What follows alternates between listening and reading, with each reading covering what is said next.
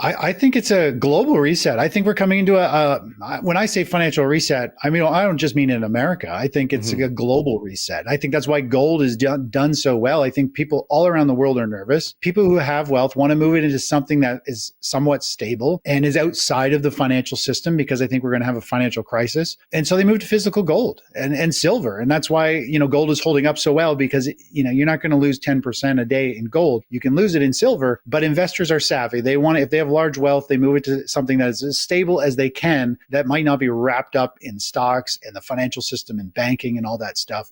So I think we are going into a crisis. Gold continues to demonstrate relative strength among significant assets, yet it remains entangled in a battle with substantial technical resistance. According to Chris Vermeulen, chief market strategist at thetechnicaltraders.com, gold still holds the potential to push higher, with a near-term target of around $3,275. However, the $3,200 level presents a formidable barrier, a level that has historically acted as a strong resistance. After reaching a record high of $3,168, gold faced renewed selling pressure, closing Thursday with a bearish reversal candle. By the end of Friday's session, gold had risen to nearly $3,106. This weakness reflects growing market uncertainty, particularly in the context of escalating trade tensions. Analysis from FX Empire indicates that gold is at risk of breaking key technical levels, including the 20-day moving average. If it falls below these levels, support could be found at the 50% Fibonacci retracement and the $2,961 region. A decline below this zone may lead to a test of the 50-day moving average near $2,938.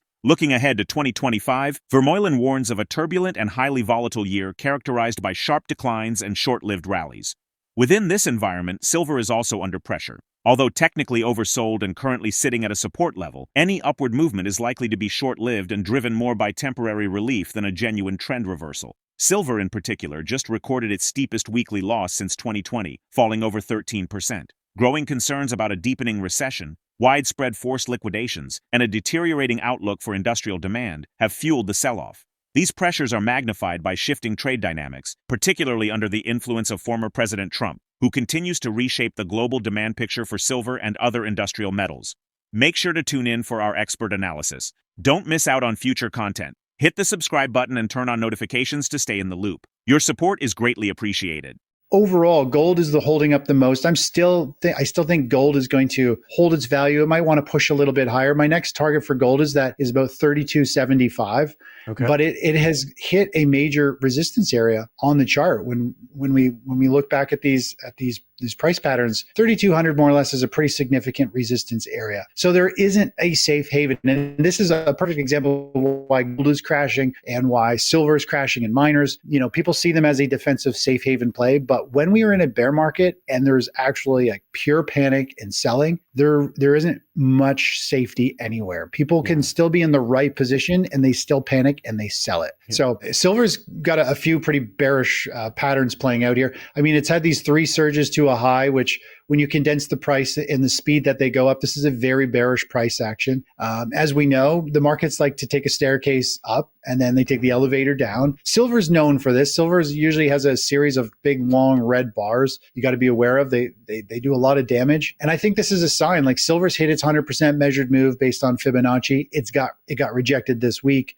Massive volume. So I think the game has changed. I think we've gone from a bullish environment in the stock market and the economy to now we are in a bearish environment. And so any bounce from this is going to be like just an opportunity to, I think, trim off positions, because I do think almost everything is going to go pretty much lower. Bonds are acting as a defensive play and they're coming back to life. I think bonds might be the only one play that could hold up and move higher while everything else kind of dumps out. I think 2025 is going to be difficult for the rest of the year. There will be some big percentage bounces along the way because the biggest rallies happen in a bear market, but they still get sold into. And so it's going to be a volatile ride, and it doesn't matter which asset you hold. But silver is down, oversold at support, and I think the whole market is ready for just a bit of a bounce after probably Monday's washout low. I mean, inflation wants to linger around. I mean, if they cut rates, it's gonna hurt. Inflation's going to hurt people more. I think the Fed is standing back. I think they're going to see see this shock that's hitting the market right now. And they're like, whoa, this is way too much.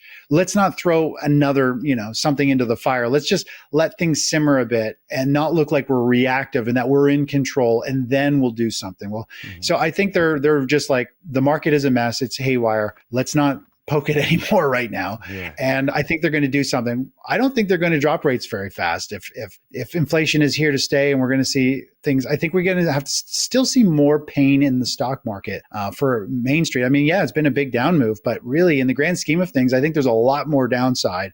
I think we have to kind of hit more so financial crisis level down, maybe 25, 30%. And this needs to drag out for a little while, and earnings need to slow down. Then we'll probably see the Fed say, okay, these companies need a break. The sales are down. We got to cut the interest rates so that their borrowing costs drop and they don't have, all this overhead. So I don't think rates are going down anytime soon, which I do think they eventually will go down, but I do think we need more time. And I think the Fed's right. I think they need to hold off a little bit, save a bunch of those cuts to try to support the market later and let the noise get shaken out from the tariffs right now. Donald Trump's tariff policies are now being viewed as a potential trigger for a full-blown recession in the United States, according to a stark warning from J.P. Morgan, the country's largest investment bank. In a sharp reversal of its previous outlook, the bank has significantly downgraded its growth forecast for the U.S. economy, citing the severe market reaction and escalating trade tensions. Global equity markets have been rattled, with more than $5 trillion wiped off the value of America's most valuable companies in just 2 days. This sudden and dramatic decline has prompted J.P. Morgan to revise its 2025 growth projection, reducing it by 1.6 percentage points. The bank now expects the U.S. economy to shrink by 0.3% this year, a notable shift from the earlier expectation of 1.3% growth. Michael Feroli, J.P. Morgan's chief U.S. economist, explained the gravity of the situation, stating, "We now expect real GDP to contract under the weight of the tariffs," and warned that the resulting economic slowdown could leave nearly 2 million more Americans unemployed. Amid this growing economic uncertainty, gold's recent resilience and upward momentum come into sharper focus. Chris Vermeulen believes the world is entering not just a localized recession, but a broader global financial reset. This, he argues, explains why gold continues to perform well even in the face of market volatility and short-term pullbacks. As investors lose confidence in traditional financial assets and the broader economic outlook dims, many are seeking refuge in gold, a time-tested store of value. Let's get back to the interview. I think it's a global reset. I think we're coming into when I say financial reset, I mean, I don't just mean in America. I think it's a global reset. I think that's why gold is done so well. I think people all around the world are nervous. People who have wealth want to move it into something that is somewhat stable and is outside of the financial system, because I think we're going to have a financial crisis. And so they move to physical gold and silver. And that's why, gold is holding up so well, because, you're not going to lose 10% a day in gold. You can lose it in silver, but investors are savvy. They want to, if they have large wealth, they move it to something that is as stable as they can, that might not be wrapped up in stocks and the financial system and banking and all that stuff. So I think we are going into a crisis. I think, the market, the PE ratios are still way out of whack. Just because prices have dropped doesn't mean they're actually cheap. All people are doing who are still holding are just giving back gains that they've made over the years from what I think are overpriced stocks. And a reset is normal. A reset is an opportunity. The question is, are you going to avoid it? Can you benefit from it? Or are you going to ride it down? And most people don't know what to do. That's the whole reason why I try and share what I do, which is how to avoid these and understand when we're in a bullish environment or a bearish environment. There's times to be greedy, in stocks and ride a bull market up. And there's times when you really preserve capital and you have to protect. You never know which pullback is going to turn into the one that crushes your account, changes your projection on lifestyle. So that's what we need to be aware of, and always protect your capital by, if the trend turns down, just move to cash or something else. Could be the dollar index. Dollar's oversold. It's been beat up with tariffs. When chaos hits, we tend to see the US dollar index do very well. And it just hit a major support level. The stock market just hit a major resistance level.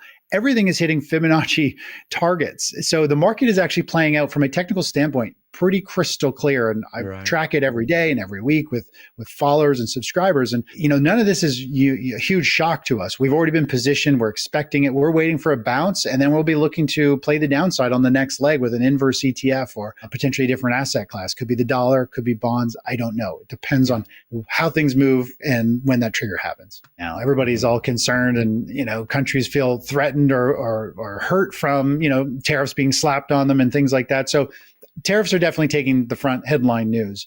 But economic data, I think, is important. I think unemployment rate has been rising. It's had a series of little bull flags. When you look at it from a big picture, it's pointing to much higher unemployment rate in the very near future. And I think this is one thing we've been waiting for. And I've been talking about this with the crude oil chart. Oil has been holding up above $65 a barrel. I said, if oil clearly breaks below $65 a barrel, that is a sign, I think, that we're going into like a global recession. And I said there'll probably be some type of economic news that changes the pivot, that pivots the market.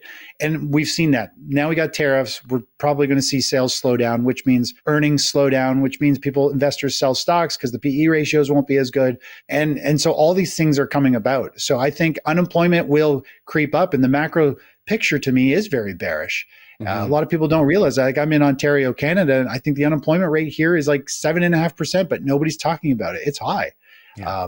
Things are not as rosy as people think. In the news, I think a lot of the news on TV covers it up. And as you said, they revise numbers, they change the calculations of which data is even in it. So we don't even know how it compares to how it should have been based on old formulas that the Fed and government uses.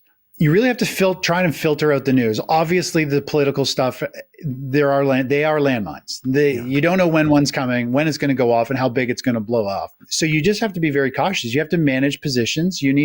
What I do is I follow trends. Typically, the market leads you to the data, leads you to the news. The charts have been pointing to this happening for the last several months. The market put in a major top. It's been selling off like the stock market for the past month and a half.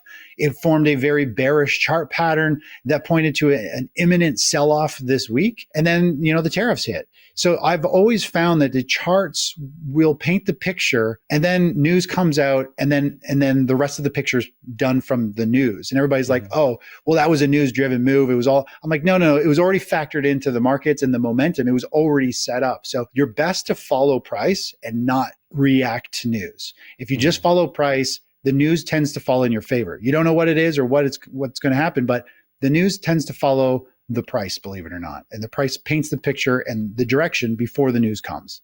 Gold's persistent strength in the face of mounting global headwinds reflects growing investor unease and a shift toward capital preservation. As market volatility surges and economic outlooks dim, the metal has become a beacon of relative stability amid fears of a broader financial unraveling. With recession risks intensifying and industrial metals such as silver facing pronounced downturns, the flight to safety appears far from over. Is the ongoing flight to gold a signal that the global financial system is bracing for more than just a temporary downturn? Share your perspective in the comment section. If the video resonates with you, join our community by subscribing to our channel and enabling notifications with the bell icon. Thank you for being a part of our community.